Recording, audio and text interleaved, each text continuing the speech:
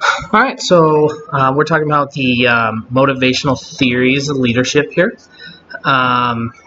Leadership and motivation are intricately connected, and motivation is the psychological process that results between from the interaction between individuals and their environment or other individuals.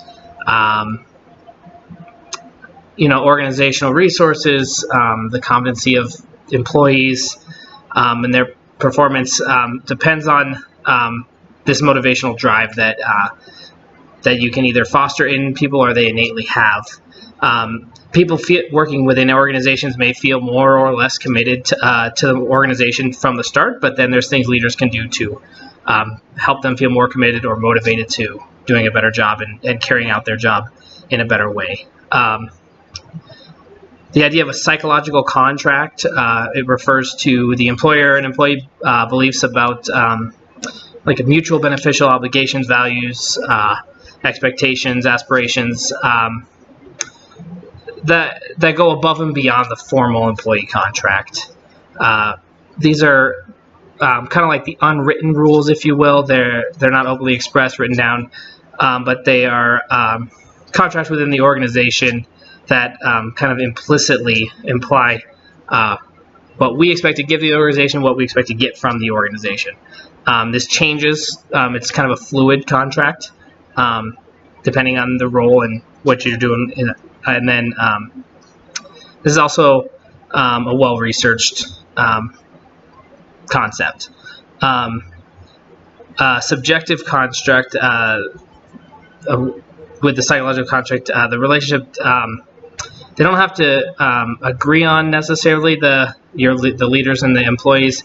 The terms of this contract is kind of an individual contract with the relationship and yourself, which can make it difficult to manage from the leadership side. So it's really good to build the relationships to kind of feel out what everyone's own psychological contracts look like. There are many factors that bring up the positive or negative attitude towards work. One's the job satisfaction, so to say, or dissatisfaction. Some of them are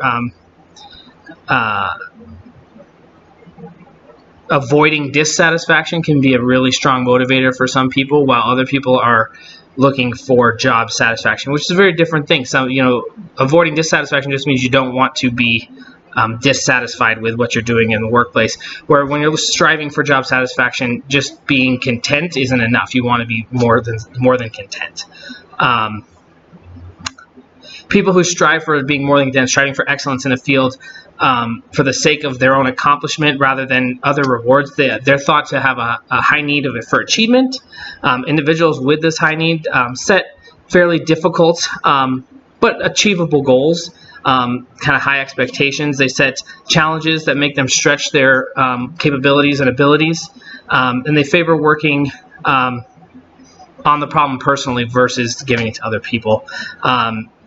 For those people, successful accomplishment is motivating in itself, which is good to have as a leader. You can find people who can motivate themselves. Autonomy, which is part of it, autonomy or self-determination, the desire to do that on their own, to achieve, to have the choice in how they're going to do it. If you have strong workforce, well-educated workforce who are good at what they're doing, you can give a lot of autonomy to them, and that can help build motivation as they feel that they're actually making the decisions. Another part of motivational theory is Vroom and his expectancy theory, which predicts individuals will engage in behaviors that they perceive to lead towards prized rewards. These people wouldn't have achievement motivation. They have extrinsic motivators. So higher motivation would be associated with greater reward values.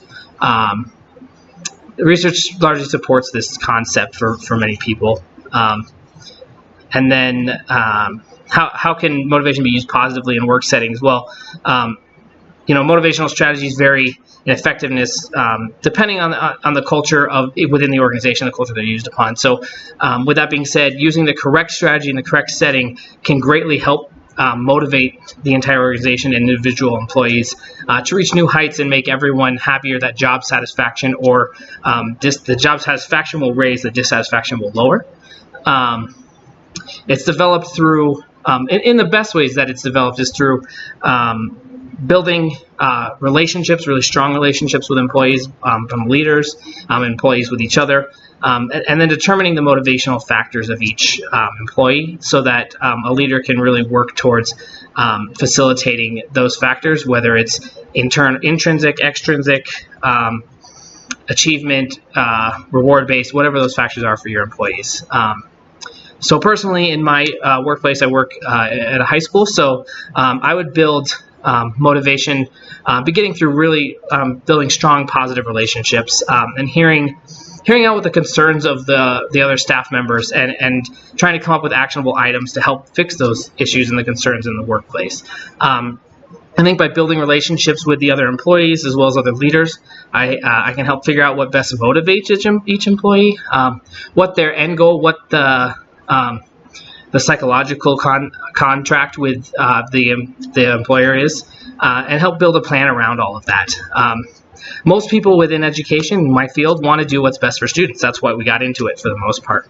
And they're motivated by helping those students find their successes and reach their potential. So, but there's always a piece that it's involved with self-interest, and you want to still be happy and satisfied and have a strong sense of job satisfaction and fulfillment in the world. So balancing that, doing what's best for students, but also what's best for themselves is extremely important.